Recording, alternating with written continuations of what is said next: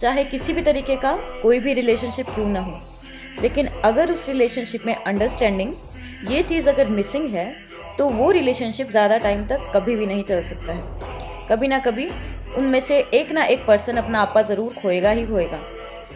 ऐसा नहीं है कि रिलेशनशिप्स जो हैं, किसी भी तरीके के रिलेशनशिप, चाहे भाई बहन का, माँ बाप का, ओके, या गर्लफ्रेंड बॉयफ्रेंड या पति पत्नी, कोई भी टाइप का रिलेशनशिप अगर है तो अगर उसमें अंडरस्टैंडिंग नहीं है तो वो वर्क नहीं करेंगे। अगर आपके पास उस रिलेशनशिप में पैसों की कमी नहीं है, मतलब आप फाइनेंशियली भी साउंड है, ठीक है, या अगर आप केयरिंग है एक दूसरे को लेके, लव है आप एक दूसरे में, आप में लव है अगर प्रेजेंट, उसके बाद भी वो रिलेशनशिप वर्क नहीं करेगा। आप में एक दूसरे में लड़ाइयाँ होंगी ही होंगी। और उसका रीज़न क्या? उसका रीज़न सिर्फ अंडरस्टैंडिंग ही है। अगर आप दोनों एक दूसरे को अंडरस्टैंड नहीं कर सकते हो तब वो रिलेशनशिप कभी भी वर्क नहीं करने वाला। जब तक आप मेंटली अंडरस्टैंडिंग की पोजीशन में नहीं हो कि हम एक दूसरे को अंडरस्टैंड करना चाहते हैं, एक दूसरे को सुनना चाहते हैं, तो वो रिलेशनशिप कभी वर्क करेगा ही नहीं। और अंडरस्टैंडिंग तब आएगी जब आप एक दूसरे को सुनना शुरू करेंगे।